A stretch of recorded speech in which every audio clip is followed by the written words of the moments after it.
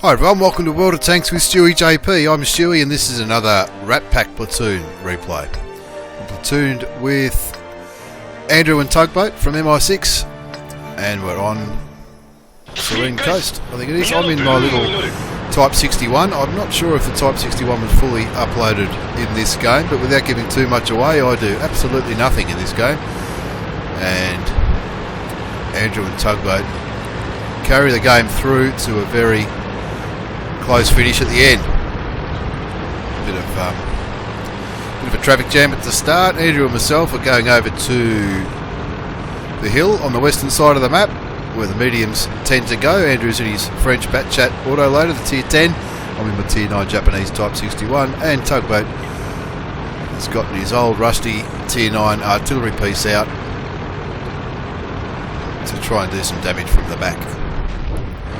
Just having a bit of a look and a poke. I see a tree falling over there, up where the mediums normally go. At this stage I am going forward, but the mistake I often make in game is to push too far forward too quickly and die without doing too much damage.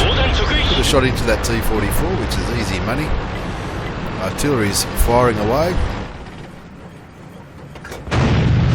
A couple of early shots in without going too far forward, because if I go too far forward here, I'm absolutely on my own. Andrew's reloading, as you can see in the chat.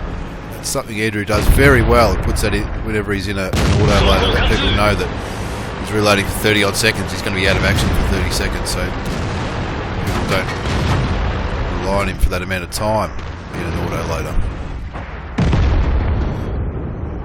Getting a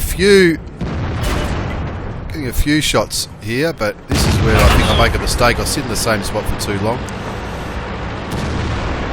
Done a bit of early damage. I'm up to 1500, nearly 1600 damage already, and I quite like this tank now. I think I'm slowly getting there. I don't know if I did any damage to that T-34, but our tier 10 Batchat artillery takes him out. Unlucky miss on the pattern. So I'm backing off because I've taken a little bit of damage. That T-34's in a lot of strife who's sitting next to me.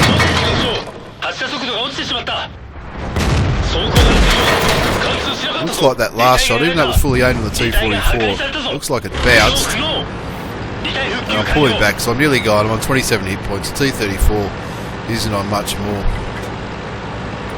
It's an even ball game at the moment, 2 apiece. A lucky shot into that Panther before dying miserably.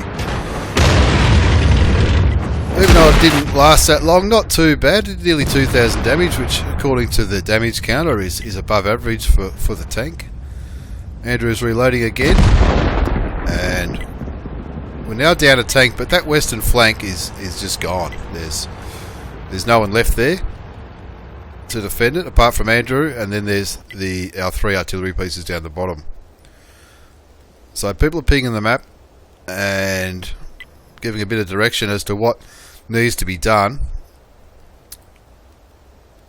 And at 4-5, even though it's only 1 tank difference, looking at where our tanks are, they're all out of position. Looks like we're in a world of strife. So something good needs to happen here. Our Mouse gets rid of their Tiger 2, Andrew gets rid of their Batchat. We lose 2 tanks at the same time, which I think is on the eastern flank. Now hopefully soon I jump into someone else's point of view.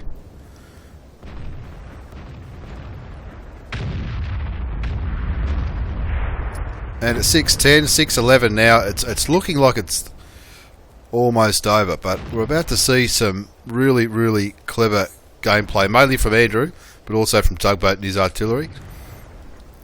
At 6:11 it would be very easy just to give up. But unfortunately we're not seeing the action. I thought I jumped onto the top of Andrew's tank in this replay.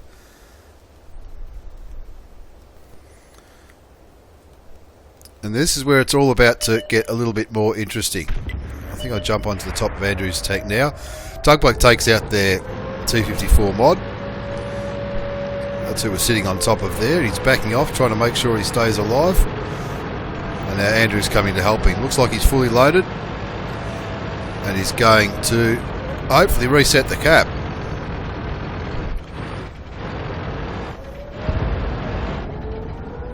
There's the old double TB. Bang. That's one gone. T44. Patton fires and misses. And Andrew cleans him up and has turned the game from a 6-11 deficit to a 12-all. All of a sudden we're back in this. And while he's reloading, it doesn't really matter that he's reloading because there's no enemy tanks left near our flag. Their artillery fires. It looks like it was a blind shot because there was nobody anywhere near where that shell went off. Tiger 2 sitting in the middle, waiting for a bit of help. And it's just the Tiger 2, Andrew and Tugboat now. So Andrew's relocating back over to the western side. Looking at the map, none of their tanks that were on the western side are still alive. So he can safely push up around there while he's reloading, getting back into position. Now he makes a lot of good use of the F8 key in this battle. In the reloader, I think it's about 40 seconds to reload the Batchat. I don't have one, but you know it is a long time to reload. But when you're fully loaded, it dishes out a metric ton of damage. There's still plenty of time on the clock. We're only just over 6 minutes into the game. And Andrew's trying to use a bush for a little bit of camouflage. I'm tipping he's got optics or binoculars so he can try and look over their cap to see where they were last, to see where the enemy tanks are. They've got a T-57 Heavy and the two artilleries, the T-92, T-10 American and the T-9 British FV. So Andrew's just trying to spot a little bit. The Tiger is going off on his own through the town. Now the Tiger 2, even though he's a tier 8 tank, he does have a fair bit of armour, but I don't know if it's the best idea to be wandering off by yourself when you're a tier 8 tank in a tier 10 battle. However, I think the Tiger 2 from memory does use the chat a little bit to let people know if he's been spotted or if he's not spotted or if he's what he can see or what he's going to do. Looking at the Tiger's point of view now, and Andrew's fully loaded and he's moving into that position over near the bushes, sort of where the artillery often sits. You can see the FV has been spotted just east of their flag previously, and Andrew's having a look at the usual spot where the T-92 might sit. The Tugboat's indicated that he's ready to fire at his artillery.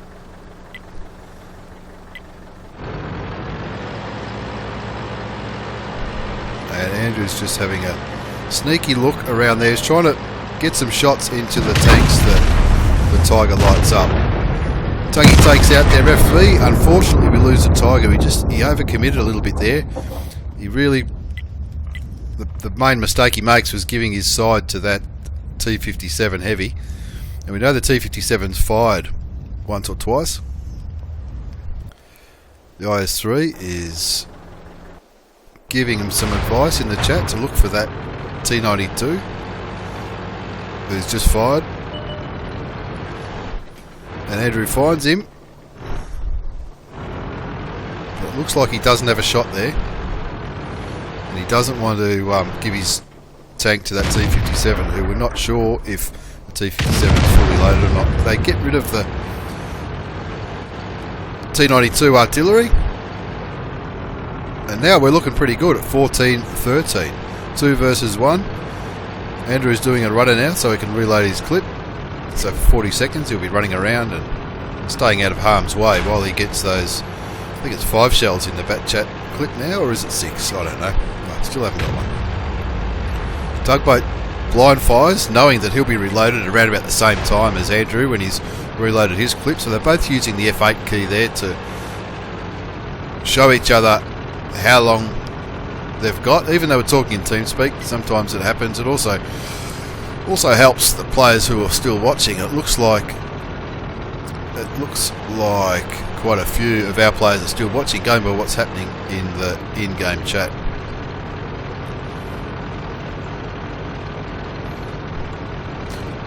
Now, where did the time go? There's only 5 minutes to go in this battle. That's plenty of time for both of these tanks to fire off another round. Now Andrew's just making sure that he's definitely not spotted where he is, but we don't know where the T-57's gone. Is the T-57 going to be camping base? Is he going to be pushing along the waterline?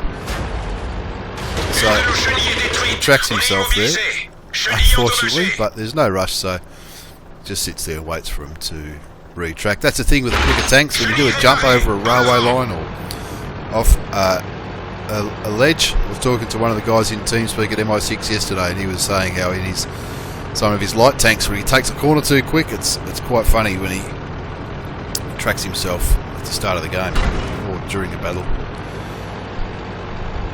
So you can see on the map where Andrew is going now. He's going right in there to try and maybe proxy spot the T-57 from the other side of the hill. And if he does that, then Tugboat can have a good shot on him from over there without risking Andrew's 660 hit points. Now this is a pretty good tactic Andrew uses here. He sort of backs in, he reverses in to have a peek around the corner, so that if his sixth sense goes off, or if he spots the T-57 and the T-57's aiming in his direction, he can just go forward and run away quicker than he would be if he had to back up to get out of there. He's moving in between these piles of rocks. You can probably afford to take a shot from the T-57. Sits in the bush, waits for his binoculars to fire up if he has them, or he's probably got optics. I'd put optics on the Batchat. The IS-3 is obviously still watching and picking the map, and every now and then he says a few things. And now Andrew's having a look. He doesn't want to set the cap timer off just in case the T-57 isn't near the cap. We don't want to let him know where he is. And he changed his mind. He thinks he'll jump onto the cap circle, because time is of the essence now. There's only 3 minutes to go.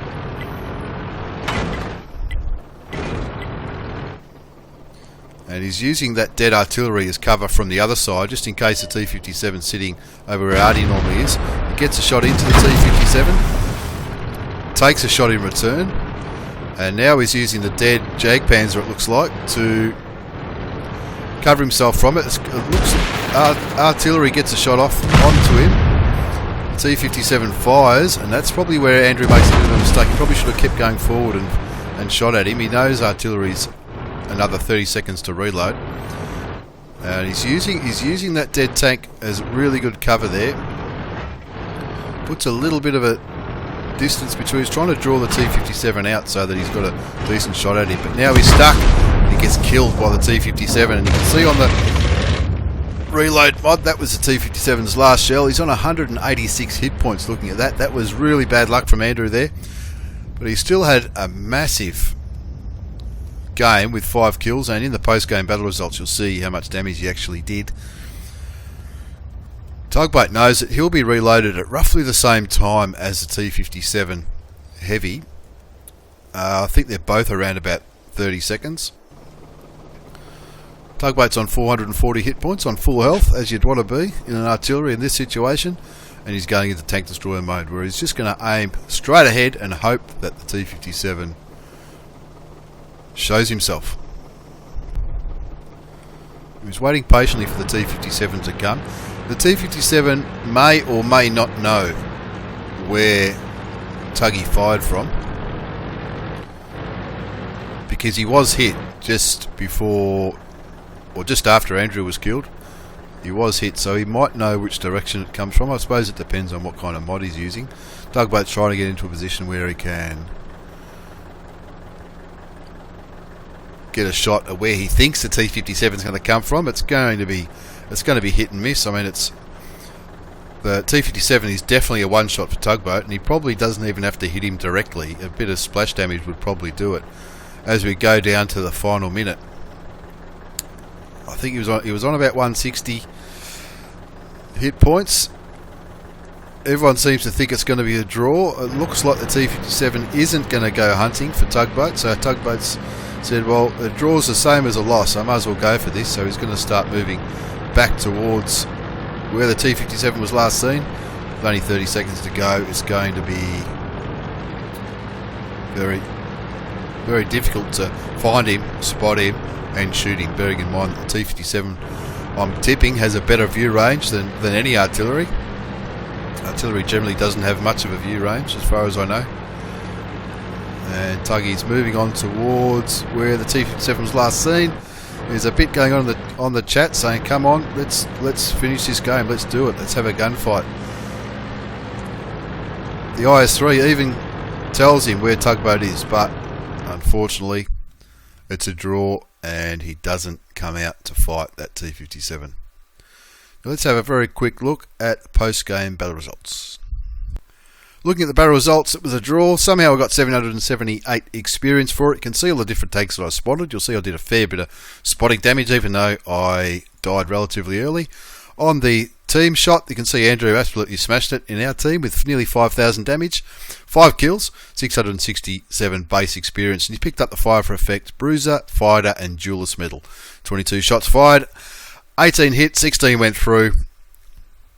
And also did nearly 1,600 spotting damage, which is pretty good. It's got a good view range of Batchat, I imagine.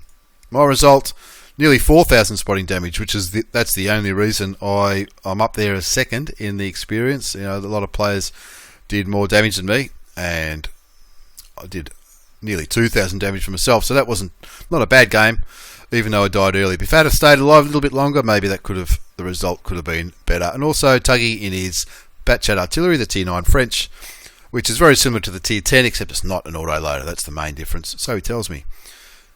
1,786 damage, that's alright. That's pretty good. That's a good game. We all had a pretty good game there looking at those results.